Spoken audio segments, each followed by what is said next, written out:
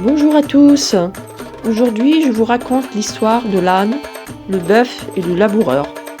Extrait des contes des Mille et une nuits. Avant de poursuivre, je vous invite à vous abonner à ma chaîne et à cliquer sur la petite cloche de notification pour ne pas manquer mes prochaines vidéos. Je vous remercie par avance et je vous souhaite une agréable histoire. L'âne, le bœuf et le laboureur. Un marchand très riche avait plusieurs maisons à la campagne. Il faisait nourrir une grande quantité de toutes sortes de bétail. Il se retira avec sa femme et ses enfants à une de ses terres pour la faire valoir par lui-même. Il avait le don d'entendre le langage des bêtes, mais avec cette condition qu'il ne pouvait l'interpréter à personne, sans s'exposer à perdre la vie, ce qui l'empêchait de communiquer les choses qu'il avait apprises par le moyen de ce don. Il y avait à une même auge un bœuf et un âne. Un jour qu'il était assis près d'eux et qu'il se divertissait à voir jouer devant lui ses enfants, il entendit que le bœuf disait à l'âne : « L'éveillé, que je te trouve heureux, que je considère le repos dont tu jouis et le peu de travail qu'on exige de toi. Un homme te pense avec soin, te lave, te donne de l'orge bien criblée et de l'eau fraîche et nette. Ta plus grande peine est de porter le marchand, notre maître, lorsqu'il a quelques petits voyages à faire. Sans cela, toute ta vie se passerait dans l'oisiveté. La manière dont on me traite est bien différente. Et ma condition est aussi malheureuse que la tienne est agréable. Il est à peine minuit qu'on m'attache à une charrue, qu'on me fait traîner tout le long du jour en fondant la terre, ce qui me fatigue à un point que les forces me manquent quelquefois. D'ailleurs, le laboureur qui est toujours derrière moi ne cesse de me frapper. À force de tirer la charrue, j'ai le cou tout écorché. Enfin, après avoir travaillé depuis le matin jusqu'au soir, quand je suis de retour, on me donne à manger de méchantes fèves sèches, dont on ne sait pas ni en peine d'ôter la terre, ou d'autres choses qui ne valent pas mieux. Pour comble de misère, lorsque je me suis repu d'un mets si peu appétissant, je suis obligé de passer la nuit couché dans mon ordure. Tu vois donc que j'ai raison d'envier ton sort. » L'âne n'interrompait pas le bœuf. Il lui laissa dire tout ce qu'il voulut. Mais quand il eut achevé de parler, « Vous ne démontez pas, lui dit-il, le nom des dieux qu'on vous a donné. Vous êtes trop simple. Vous vous laissez mener comme l'on veut. Et vous ne pouvez prendre une bonne résolution. Cependant, quel avantage vous revient-il de toutes les indignités que vous souffrez ? Vous tuez vous-même pour le repos, le plaisir et le profit de ceux qui ne vous en savent point de gré. On ne vous traiterait pas de la sorte si vous aviez autant de courage que de force. Lorsqu'on vient vous attacher à l'auge, que nous faites-vous résistance ? Que nous donnez-vous de bons coups de corne ? Que nous marquez-vous votre colère en frappant du pied contre terre ? Pourquoi enfin n'inspirez-vous pas la terreur par des beuglements effroyables ? La nature vous a donné les moyens de vous faire respecter et vous ne nous en servez pas. On vous apporte de mauvaises fèves et de mauvaise paille, n'en mangez point. Flairez-les seulement et les laissez. Si vous suivez les conseils que je vous donne, vous verrez bientôt un changement dont vous nous remercierez. » Le bœuf prit en fort bonne part des avis de l'âne et lui témoigna combien il lui était obligé. « Cher l'éveillé, ajouta-t-il, je ne manquerai pas de faire tout ce que tu m'as dit, et tu verras de quelle manière je m'en acquitterai. » Ils se turent après cet entretien, dont le marchand ne perdit pas une parole. Le lendemain, de bon matin, le laboureur vint prendre le bœuf. Il l'attacha à la charrue, il le mena au travail ordinaire. Le bœuf, qui n'avait pas oublié le conseil de l'âne, fit fort le méchant ce jour-là. Et le soir, lorsque le laboureur l'ayant ramené à l'auge, voulut l'attacher comme de coutume, le malicieux animal, au lieu de présenter ses cornes de lui-même, se mit à faire le rétif. et à reculer en beuglant. Il baissa même ses cornes, comme pour en frapper le laboureur. Il fit enfin tout le manège que l'âne lui avait enseigné. Le jour suivant, le laboureur vint le reprendre pour le ramener au labourage. Mais trouvant l'auge encore remplie des fèves et de la paille qu'il y avait mise le soir, et le bœuf couché par terre, les pieds étendus et haletant d'une étrange façon, il le crut malade. Il en eut pitié et jugeant qu'il serait inutile de le mener au travail, il alla aussitôt en avertir le marchand. Le marchand vit bien que les mauvais conseils de l'éveillé avaient été suivis. Et pour le punir comme il le méritait, « Va, dit-il au laboureur, prends l'âne à la place du bœuf. Il ne manque pas de lui donner bien de l'exercice. » Le laboureur obéit. L'âne fut obligé de tirer la charrue tout ce jour-là, ce qui le fatigua d'autant plus qu'il était moins accoutumé à ce travail. Outre cela, il reçut tant de coups de bâton qu'il ne pouvait se soutenir quand il fut de retour. Cependant, le bœuf était très content. Il avait mangé tout ce qu'il y avait dans son auge. Il s'était reposé toute la journée. Il se réjouissait en lui-même d'avoir suivi les conseils de l'éveillé. Il lui donnait 1000 bénédictions pour le bien qu'il lui avait procuré. Et il ne manqua pas de lui en faire un nouveau compliment lorsqu'il le vit arriver. L'âne ne répondit rien au bœuf, tant il avait de dépit d'avoir été si maltraité. « C'est par mon imprudence, se disait-il à lui-même, que je me suis attiré ce malheur. Je vivais heureux, tout me riait. J'avais tout ce que je pouvais souhaiter.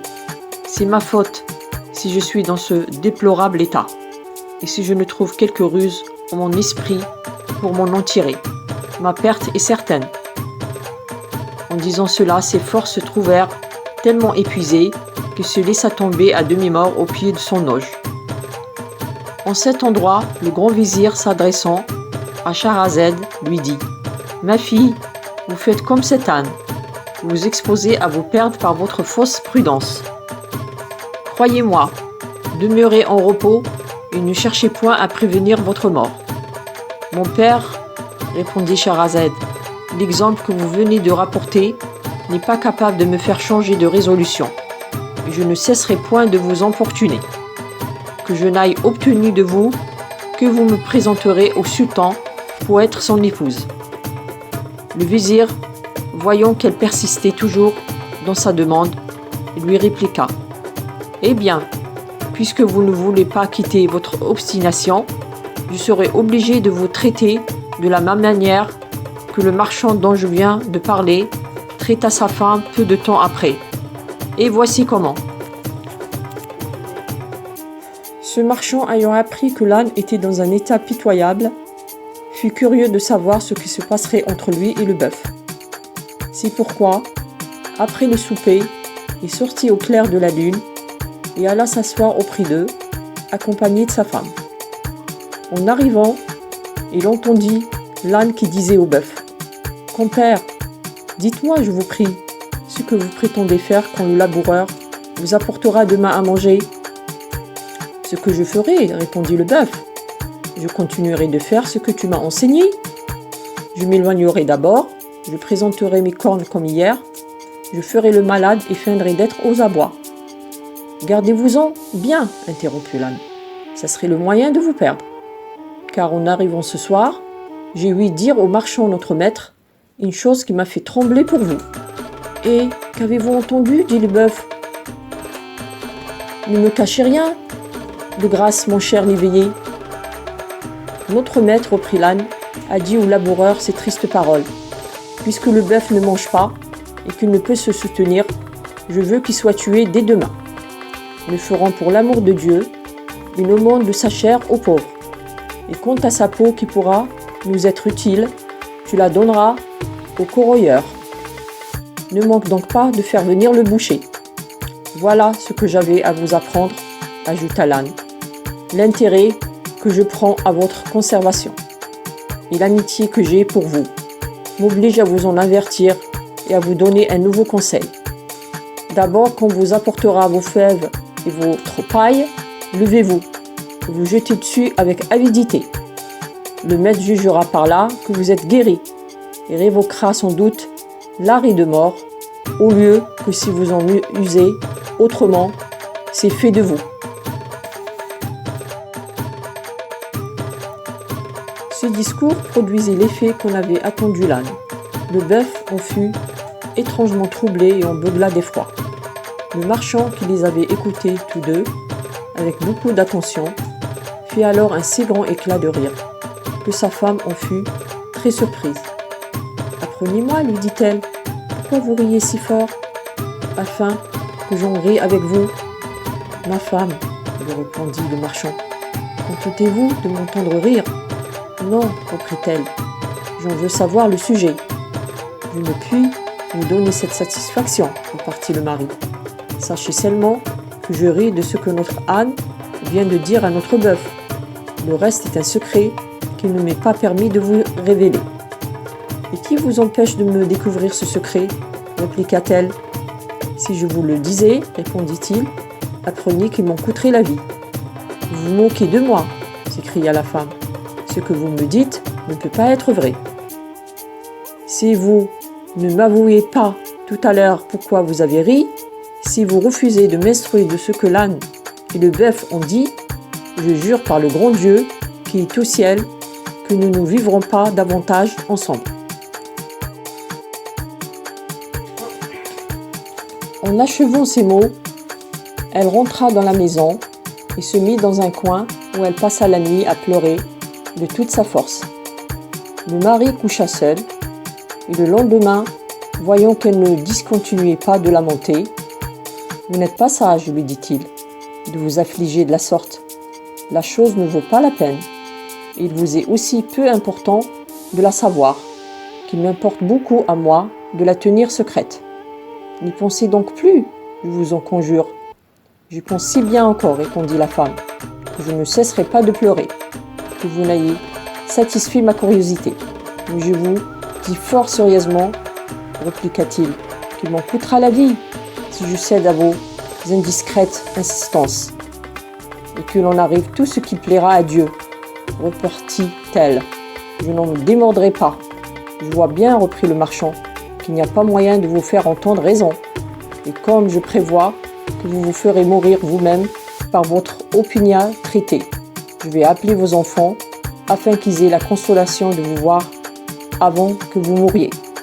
Il fit venir ses enfants et envoya chercher aussi le père, la mère et les parents de la femme. Lorsqu'ils furent rassemblés et qu'il leur eut expliqué de quoi il était question, ils employèrent leur éloquence afin de faire comprendre à la femme qu'elle avait tort de ne vouloir pas revenir de son entêtement. Mais elle les rebuta tous et dit qu'elle mourrait plutôt que de céder en cela à son mari. Le père et la mère eurent beau lui parler en particulier et lui représenter que la chose qu'elle souhaitait d'apprendre ne lui était d'aucune importance. Ils ne gagnèrent rien sur son esprit, ni par leur autorité, ni par leur discours. Quand ses enfants virent qu'elle s'obstinait à rejeter toujours les bonnes raisons dont on combattait son opiniâtreté, ils se mirent à pleurer amèrement. Le marchand lui-même ne savait plus où l'on était. Assis seul auprès de la porte de sa maison, il délibérait déjà s'il sacrifierait sa vie pour sauver celle de sa femme qu'il aimait beaucoup.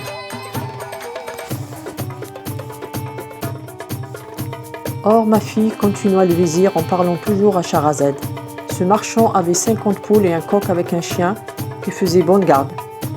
Pendant qu'il était assis, comme je l'ai dit, et qu'il rêvait profondément au parti qu'il devait prendre, il vit le chien courir vers le coq qui s'était jeté sur une poule.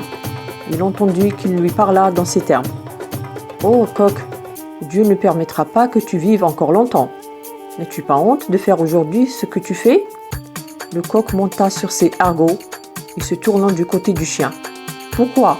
répondit-il fièrement. « Cela me serait-il défendu aujourd'hui plutôt que les autres jours ?»« Puisque tu l'ignores, répliqua le chien, apprends que notre maître est aujourd'hui dans un grand deuil.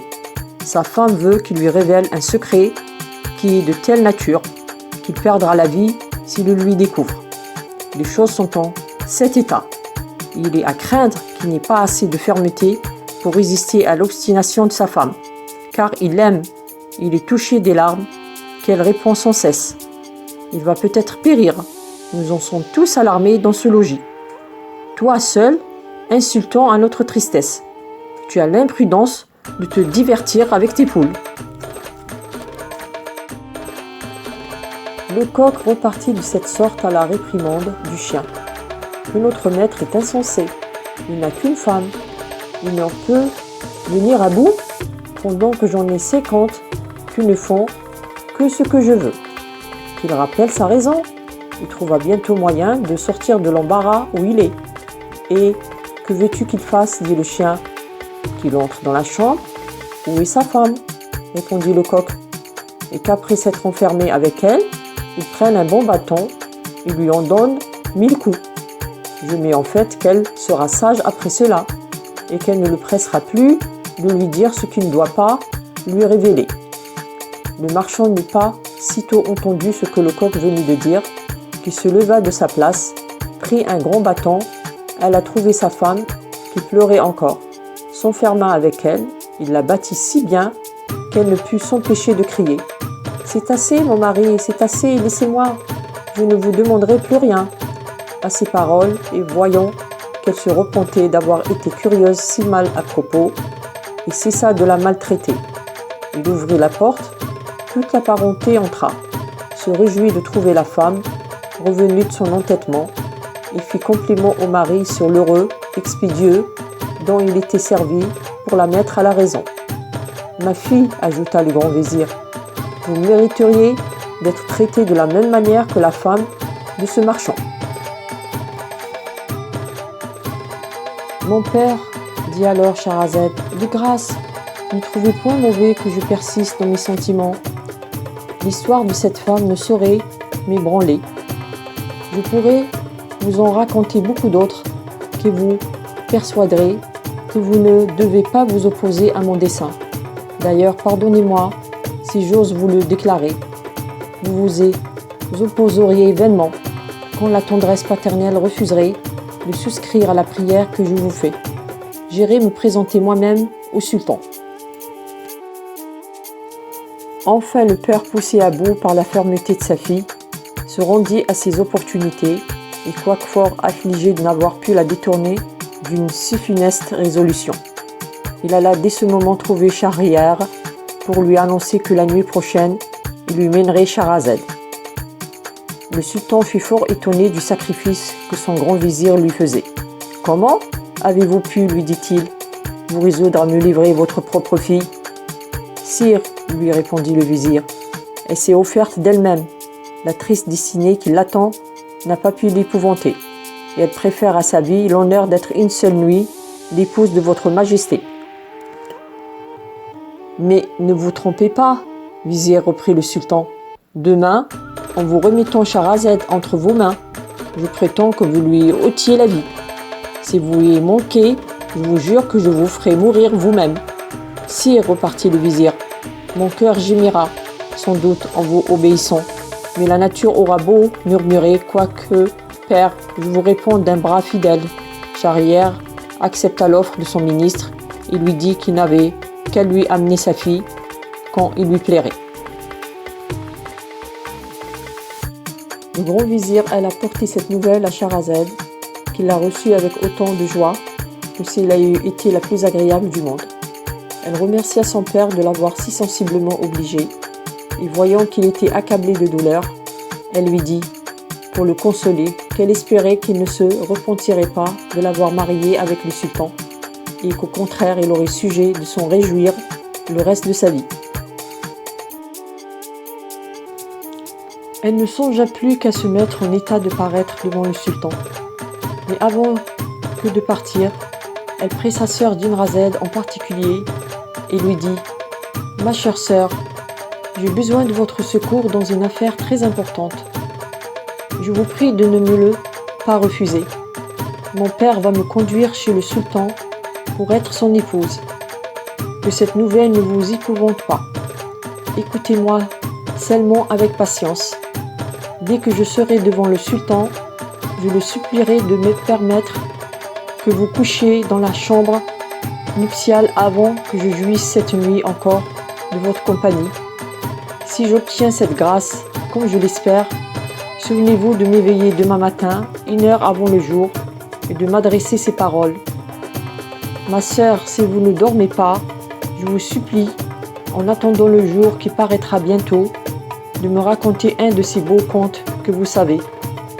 Aussitôt je vous conterai un, et je me flatte de délivrer par ce moyen tout le peuple de la consternation où il est. Djinrazad répondit à sa sœur qu'elle ferait avec plaisir ce qu'elle exigeait d'elle. L'heure de se coucher était enfin venue. Le grand vizir conduisit Shahrazad au palais. Il se retira après l'avoir introduite dans l'appartement du sultan. Ce prince ne se vit pas plutôt avec elle, qui lui ordonna de se découvrir le visage. Il la trouva si belle qu'elle en fut charmée. Mais, s'apercevant qu'elle était en pleurs, il lui en demanda le sujet. « Sire, répondit Shahrazad, j'ai une sœur que j'aime aussi tendrement que j'en suis aimée. Je souhaiterais qu'elle passe la nuit dans cette chambre, pour la voir et lui dire adieu encore une fois. Voulez-vous bien que j'aie la consolation de lui donner ce dernier témoignage de mon amitié ?» Schahriar, y ayant consenti, on alla chercher Djinrazad, qui vient en diligence. Le sultan se coucha avec Shahrazad sur une estrade fort élevée à la manière des monarques de l'Orient, et Djinrazad dans un lit qu'on lui avait préparé au bas de l'estrade. 1 heure avant le jour, Djinrazad s'était réveillée, ne manqua pas de faire ce que sa sœur lui avait recommandé. « Ma chère sœur, s'écria-t-elle, si vous ne dormez pas, je vous supplie en attendant le jour qui paraîtra bientôt, de me raconter un de ces contes agréables que vous savez. Hélas, ce sera peut-être la dernière fois que j'aurai ce plaisir. » Shahrazad, au lieu de répondre à sa sœur, s'adressa au sultan. « Sire, dit-elle, votre majesté peut-elle bien me permettre de donner cette satisfaction à ma sœur ?»« Très volontiers, répondit le sultan. Alors Shahrazad dit à sa sœur d'écouter, et puis, adressant la parole à Schahriar, elle commença de la sorte.